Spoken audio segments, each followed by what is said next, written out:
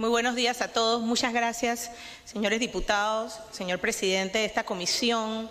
Humildemente vengo aquí en calidad de ciudadana y además como presidenta de la Asociación de Parlamentarias y Exparlamentarias, en la cual consideramos importante construir y traer nuestras opiniones de algunos temas, porque con un proyecto de ley de 210 artículos, pues 15 minutos no alcanzaría para afinar el lápiz, como quien dice, para poder brindar todas las observaciones que tenemos al respecto. Sin embargo, hemos considerado que vamos a tocar 4 grandes temas que sí es importante revisar.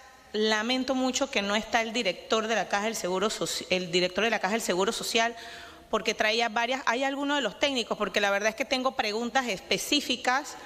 Perfecto. Tengo preguntas específicas para el director de la Caja del Seguro Social o algún técnico que nos pueda responder, porque lo importante es que la ley esté lo más clara posible, de tal manera que el ciudadano pueda verificar toda la situación.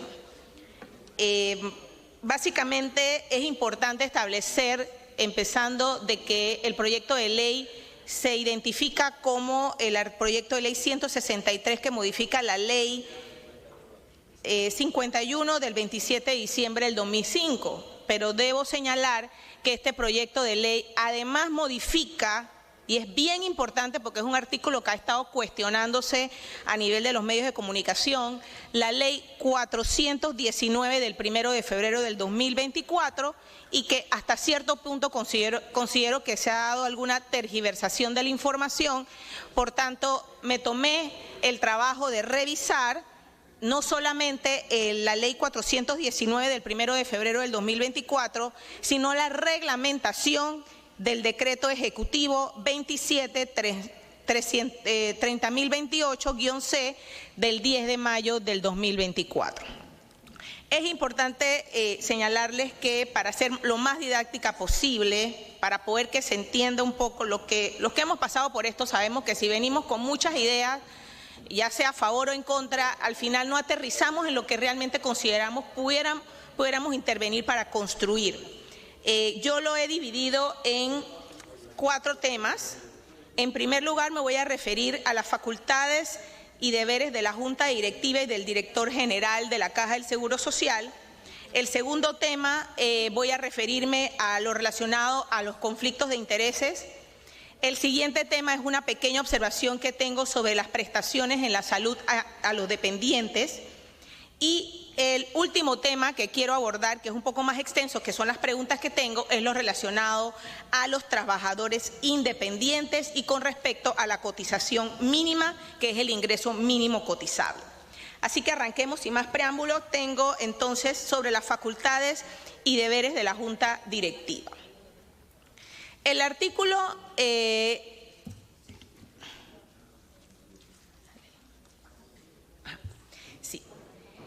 se ha señalado que la verdad es que lo he escuchado en varias ocasiones, del cuestionamiento que hay del aumento de las posibilidades que tiene el director de la Caja del Seguro Social para lo relacionado a las contrataciones, todo lo relacionado a las contrataciones, facultades y deberes de la Junta Directiva y las facultades y deberes del director general. Cuando vamos al artículo 21 del proyecto de ley 163, que modifica el artículo 28 de la ley, hace referencia a las facultades y deberes de la Junta Directiva. Este artículo además dice: se exceptúan todas las adquisiciones de medicamentos y disposiciones médicos mediante procedimiento de selección de contratista que serán autorizados por el director general. El cambio es que antes había que ir a la Junta Directiva, ahora, según el proyecto de ley, el director general puede dar la autorización. El que está aquí me corrige si estoy en lo equivocado, porque la verdad es que quiero construir. Entonces, debe autorizar la Junta Directiva. La Junta Directiva entonces solamente autoriza cuando son mayores de $1 millón. Sin embargo, le aumenta al director la discrecionalidad a 3 millones. ¿Cuál es mi observación sobre este punto? Este artículo no se puede ver aislado y es importante que quede bien claro en este artículo. Cuando vamos a el artículo 43 del proyecto de ley, por eso digo, no podemos ver únicamente el artículo, porque lo que se ha estado cuestionando es que no solamente se aumenta la capacidad del director para poder autorizar este tipo de procedimientos excepcionales, sino que además se está cuestionando de que no tiene que pedirle autorización a la Junta Directiva. Es importante señalar que el artículo 43 del proyecto de ley remite a la ley 419 y a la 419, que es una ley recién aprobada, que es de este año, del 2024, y además remite a la ley de contratación pública. Ese artículo lo define muy claramente, donde es obligatorio. No es que el director va solito a autorizar la selección del contratista. Tiene que ir a la ley 419. Por tanto, nosotros traíamos una modificación para que quede claro que el artículo 21 que modifica el artículo 28 de la ley 51, para que quede así. Facultades y deberes de la Junta Directiva. Son facultades y deberes de la Junta Directiva, numeral 16, autorizar los gastos que exceden de 1 millón. Ese no es el cambio. El cambio es en el primer párrafo, que dice: se exceptúan todas las adquisiciones de medicamentos y dispositivos médicos mediante procedimiento de selección de contratista que serán autorizadas por el director general. Yo le agrego, de conformidad con el procedimiento establecido en la Ley 22 del 2016, que regula la Ley de Contratación Pública, y la Ley 419 del 2024. Se le debe agregar, a mi juicio, taxativamente, que tienes que ir a la Ley 419. Si nos vamos a la Ley 419 del 2024, hacen hasta una lista de oferentes, hay que ver los que están registrados, hay una serie de procedimientos fantásticos, hay inclusive una comisión que decide cuáles son los medicamentos, cuando es una atención, cuando hay que hacer algún pedido por una situación crítica y todo esto. La 419 te establece un procedimiento abreviado y varias personas tienen que influir en esa determinación para poder que se haga de esa manera. Entonces, la ley no dice que no tienes que ir al procedimiento, muy por el contrario, te remite a la ley 419. No podemos verlo solo porque obviamente ese es parte del cuestionamiento. Luego entonces tenemos, eso está en el artículo 21 del proyecto de ley, que habla sobre las facultades y deberes de la Junta Directiva. Ya me quedan 7 minutos. Y el otro están las facultades y deberes del director general. Esos son los dos artículos que a mi juicio tiene que incluirse, que si bien es cierto puede aplicar un procedimiento excepcional de selección de contratistas, tiene que irse a la ley 419, porque ya el artículo 43 remite a la ley 419, y lo que no está en la 419 te tienes que ir a la ley 22 de contratación pública. Otro artículo que está muy relacionado es el artículo 237. Si no leemos el proyecto completo nos podemos confundir. El artículo 237 modifica la ley 419. Es ahí donde se hace el cambio del cambio a 3 millones que el director general puede autorizar. Eso me da la razón en señalar que si solo se modifica el artículo 237 de la ley 419 del 1 de febrero del 2024, lo único que se cambia es el monto autorizable, y que además es el director el que autoriza y no tiene que ir a la Junta Directiva. Pero el procedimiento, para el procedimiento de excepcional y especial de contratación, está regulado en la ley 419 de febrero del 2024.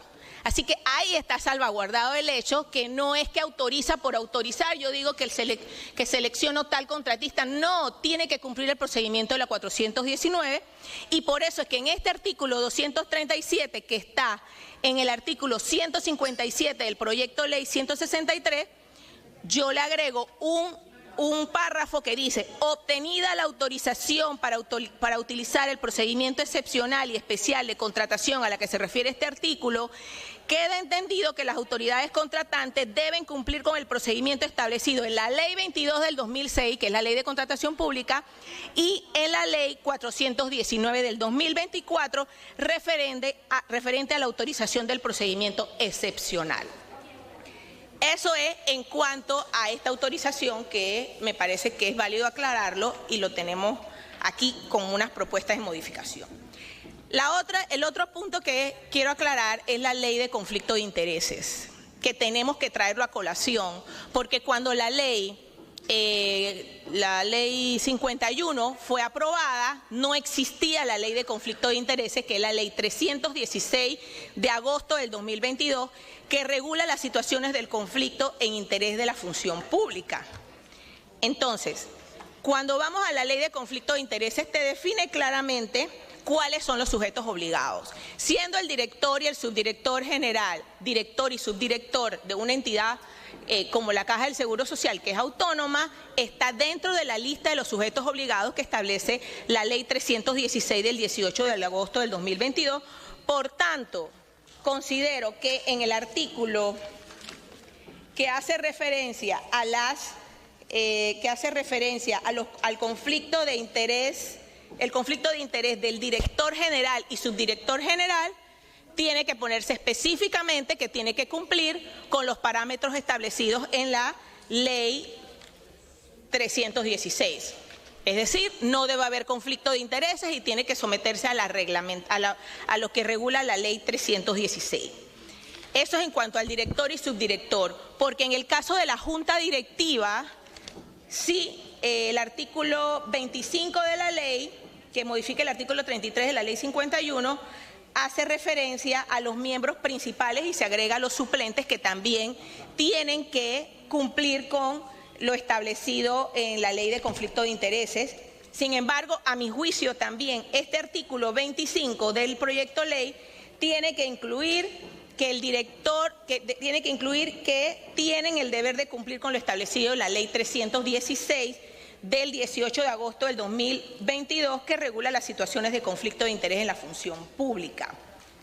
Cuando vamos al artículo 37 del proyecto de ley, que también habla de conflicto de interés, solamente se menciona a los miembros de la Junta Directiva principal y suplente. A mi juicio se tiene que agregar taxativamente que el director y subdirector general también tiene que cumplir con esta Ley 316 del 18 de agosto del 2022 para poder que quede claro de que tienen que presentar su declaración jurada, que no tienen conflicto de interés. Ese artículo se refiere a que si el director general hace referencia a una situación que tiene conflicto de interés, entonces resulta que pudiera renunciar al cargo y demás. No se trata de la sanción, se trata de que el director y subdirector y los miembros de la Junta Directiva estén claros de que no pueden generar ningún tipo de contrato que haya conflicto de interés. El siguiente punto que quiero mencionar es que sí hay que aclarar el artículo 88, que modifica el artículo 138, que habla sobre las prestaciones en salud de dependientes. Aquí se habla de la redacción que se le da para los beneficios que tienen los dependientes en uniones de hecho. A mi juicio, creo que no lo pueden hacer tan amplio, sino que quede así. Artículo 138, prestaciones en la salud a dependientes. Numeral 1. La cónyuge o el cónyuge unido en matrimonio o unión de hecho, siempre que cumplan con los requisitos legales que establece la Constitución Nacional y el Código de la Familia, la cual deberá comprobarse ante la institución con una certificación de matrimonio de hecho emitido por la Dirección Nacional del Registro Civil, salvo que se trate de unión, yo le agrego, salvo que se trate de uniones de hecho post-mortem, en cuyo caso requerirá una certificación del juzgado que tramita el reconocimiento judicial post-mortem y solo se hará efectiva cuando se presente copia debidamente autenticada de la sentencia que así lo declare. Eso es porque hay situaciones donde uno de los cónyuges fallece y es importante que se respete el derecho que tiene esa persona o el que el cónyuge sobreviviente. Ahora bien, me quedan 4 segundos, señor presidente. Necesito 3 minutos más. Así si me dan todos los minutos de los que no vinieron, yo los agarro. Así no es la cosa. Muchas gracias. Okay. No, termine. Igual termine. yo voy a dejarles la información muy para que lo tengan, pero sí me interesa esta última parte. El último punto que quiero mencionar es relacionado a los trabajadores independientes. Cuando hablamos de los trabajadores independientes, hay un cambio sustancial que se hizo a través de este proyecto de ley, donde ya no se llama honorarios profesionales, solo van a ser honorarios por bienes y servicios. Es decir, eliminan lo de honorarios profesionales, obvio porque ya hay un cambio. En la ley actual hablan de los independientes contribuyentes y los independientes no contribuyentes. ¿Cuáles son los independientes contribuyentes? Los que ganan hoy día superior a 9.600 anuales. Y los no contribuyentes, los que ganen menos de 9.600 balboas. Entonces, cuando vamos al artículo 1 del numeral 19 del proyecto de ley, lo primero que quiero cuestionar aquí es, que eso ya es para lo que quería aclarar con el director del seguro, el ingreso mínimo cotizable. Yo he estado revisando el proyecto de ley y no queda definido el ingreso mínimo cotizable. Cuando vamos al artículo 47 del proyecto de ley, en el artículo 80 habla de la cotización mínima y estimación de salario, pero no define cuál es la mínima salarial.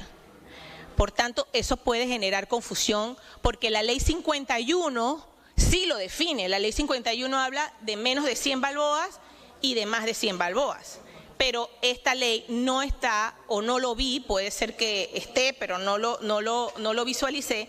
Entonces, ahí sí me interesa saber cuál es el ingreso mínimo cotizable